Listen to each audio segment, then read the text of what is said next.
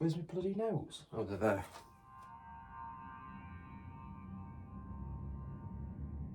Welcome back to another video. This one's another interesting one that I wanted to talk about for a while. You have to ignore me looking down. I've got my little notes here.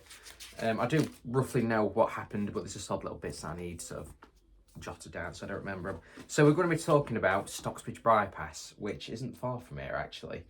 It's StocksBridge, which is near Sheffield in the north of England, south of Yorkshire. In 1988, in May, it's May now, so you work out how many years ago that is. It was officially opened, and it's quite a dangerous road, people said. They don't know if it's the design that's a bit faulty, or if it's people speeding, or people not driving properly. It's probably a mixture of everything. But there's been over 25 deaths on that road since it was opened. So you've got to be careful when you're driving down StocksBridge. But the interesting bit is, before it was opened in 1988, there's one night where there was two security men who used to be called in to guard the area at night so people don't cause trouble or nick any building equipment and all this. So they used to sit in the car and just wait for anything to happen, and they'd sit there till quite late at night. And this one particular night, it were a clear night. It weren't not misty, it weren't spooky or anything like that. It was just a moonlit night, and they could hear children, and they thought, strange. Obviously this is on top. They could hear it coming from on top of the bridge that goes from the other side to the other, and they must have been sat. I think they were sat on the where the bypass would have been on the road. Obviously there was no road there, so they were just sort of sat in car. They could hear kids, so they thought, strange. So they come out with the torches, and it's weird because it's not near. I've been there. We've filmed a video a while ago. It was unfortunately lost due to suspicious circumstances. But yeah, it was an interesting video. But I thought I'd do this one instead, because since I can't retrieve it again, and StocksBridge it's driving distance, and I don't drive, so it's a bit difficult to get to. I might as well just do a video and explain it.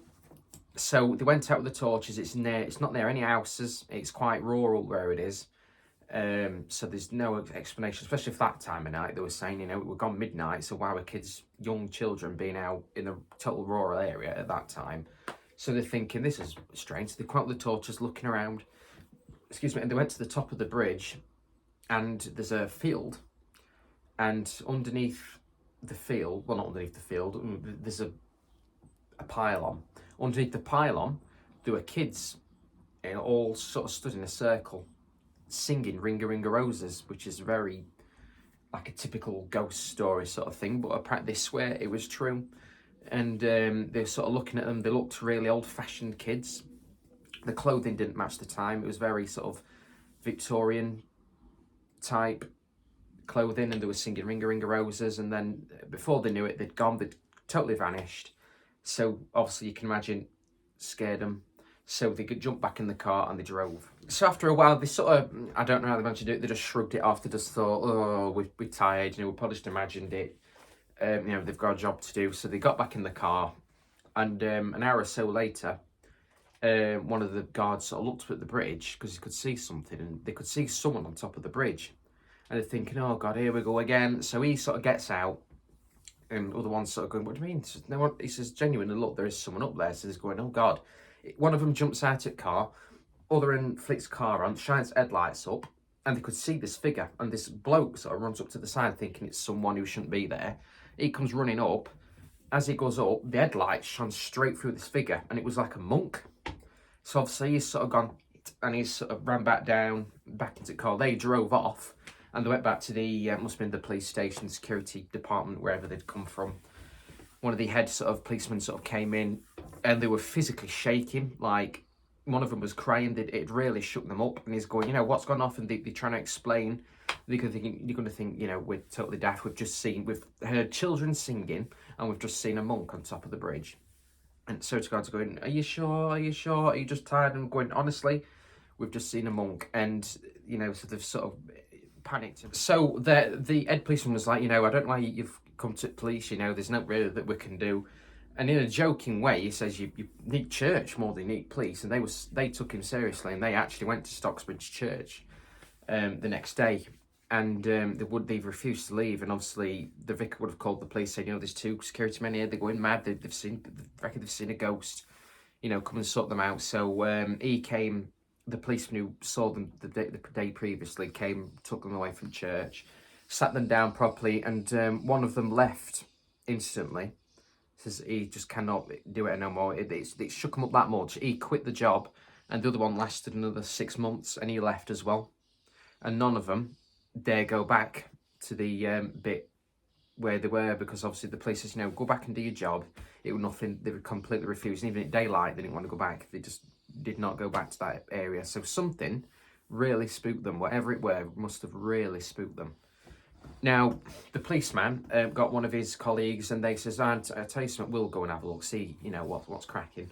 So they sort of drove in the car. They sat there for hours and hours, nothing happening. Nothing at all. And then one of the policemen thought he could see something moving on top of the bridge. So he's sort of gone, just shine your light up there. I'm going to go and have a little look what's going off. So they sort of thought, oh God, is this something up there? He went up and it was just a sheet of polythene waving in wind. So, it was nothing. They're thinking, come back down. He's sort of got in the car. It sort of made him jump, and he's like, just a bit of polythene. Probably thinking, was it polythene that the security guards saw? Just something that wasn't nothing. It was just blowing in the wind. But after a while, one of them was convinced he could see something again. And he's thinking, nah, it can't be. I had a look up. He sort of climbed back up again. He shone his lights, and there was a monk up there again. A black hooded monk. And he came running back down. He sort of blinked, it had vanished. He sort of ran back into camp thinking, this is not right. It had shook him up as well. So the police have also seen the monk. And they were sat in the cars. They locked the doors, thinking, oh God, what's going off. And one of the policemen sort of trembling looked to his side, and he saw something that leaned against the car window. And he's sort of gone, Jesus, it's made him jump. And he described it having some sort of, like a tunic or something. It had like a V sort of thing here, which is like what monks wear. And he's thinking, oh my God, doors are locked. So, and they're trying to get the engine started, and the engine won't start. So it's like a nightmare situation. They're seeing things, he's made him jump, the car's not starting. It's an absolute nightmare. This must have happened at 1 or 2 in the morning, pitch black, moonlit night again. And next minute, something started bashing on the car that they're in. Like something was chucking a rock or hitting it. So after a few attempts, the car's not starting. They're thinking, oh my God, there's banging going on. Eventually, after so many attempts, the car managed to start and they sped off. And that was that. Now, there's a lot of theories as to what the monk is and what the children are. Now, this is where it gets sort of interesting. So, they think an explanation for the children could be there was a lot of coal mines in the area, and there's obviously a big one, and they would have employed children to work down. So they don't know if there was some sort of disaster and some children have died, and that's what you're seeing. It's a bit like a stone tape theory sort of situation, where you're seeing a replay of the children, or is it actually physical beings, ghosts that have returned near to where they died? It could be, but like I say, that could be an explanation for the children, with it being in the 1800s, early 1900s, the clothing they were wearing. The coal mines would have been in full use then, so maybe that could explain the children. But now the interesting thing is, where on earth does a monk come from?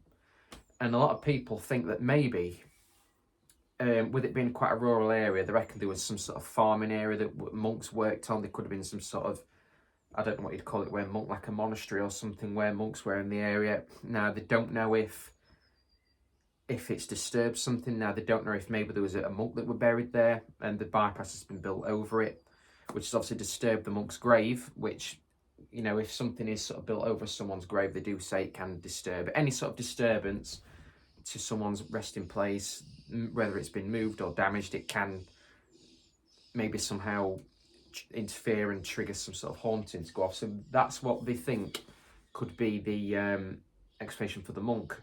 And there was a story of a medium was driving by there, absolutely no clue where she were. Well, she knew where she were, but she didn't know it was haunted. And she says that she was driving down the road and she got a really weird smell of like sulphur, like a really rotten smell, and she didn't like it. And she ended up pulling over, and she's like, she was getting something. This must have been on the bike. She must have pulled over in a lay-by, or maybe she drove up on top of the bridge. I don't know. It's not entirely clear where she pulled up, but she pulled up not too far away. And she got the image of a monk in her head, or monks, multiple monks, and she didn't like the feeling of it at all. And she says it was very eerie, and it actually scared her. So obviously she drove off. I just did a really weird noise. I don't know what that were. So she drove off as fast as she could, and I don't know if she's ever returned back there, but that's a medium who's picked up on something, having no clue where she were, just driving down road normally, getting a smell and sensing something and getting an image of a monk or multiple monks in her head. Now, there was a man and his and his son, and I said husband, a man and his son training for a marathon, doing some running in that area, running down the road across the bridge. And he was sort of running down, and as he sort of crossed the bridge, he could smell the same smell. And these all happened at different times. He got the same smell, and so did his son. Like a horrible, rotten, fusty, sulphur smell, really horrible. So they sort of stopped and was like, what is that smell? And there's nothing around that can cause it. And they're just thinking... And this happened not long after the bypass had opened. And the medium's experience happened not long after. It could have been a couple of years, a year, or maybe during the 90s. I think it could have happened during the 90s, early 90s. And also there was a couple that were driving in the car down the road, and they were sort of listening to music, not really paying attention because they were quite young. And one of them sort of, I think the wife was driving, and the husband sort of went, bloody hell, no, slow down, there's a bloke here. So she's sort of going faster, she's slapped anchors on, and apparently a man was sort of running into the road, but the only thing they could see was the knees up. So it looked like there was somebody running on his knees into the middle of the road. So she's sort of gone, car's gone grinding to an halt, thinking they've hit the bloke, got out the car, no one to be seen, looked under the car, nothing to be seen. And once again, they got the smell, the sulphur, rotten smell. So is there something there that's been disturbed?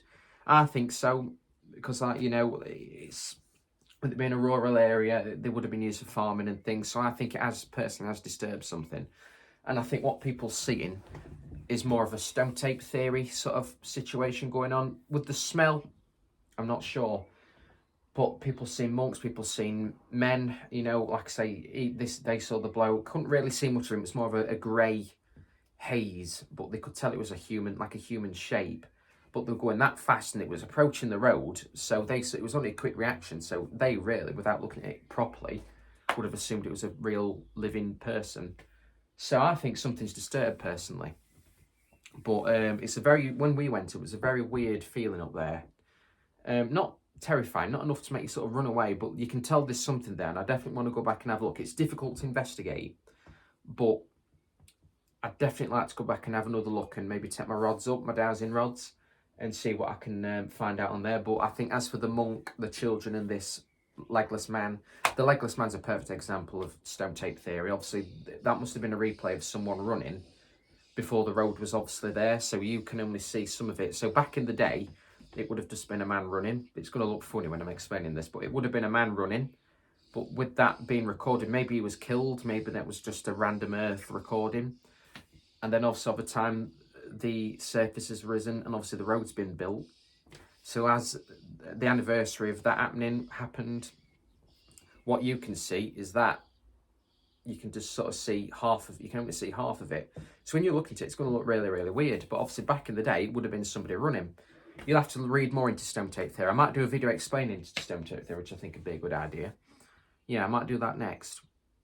But yeah, thanks for watching anyway, though. It's an interesting one. I've got a lot more ideas coming up for these spooky myths and legends and haunted places that are local. So keep an eye out for them. I'll do some more as soon as I can, and I'll see you all very soon.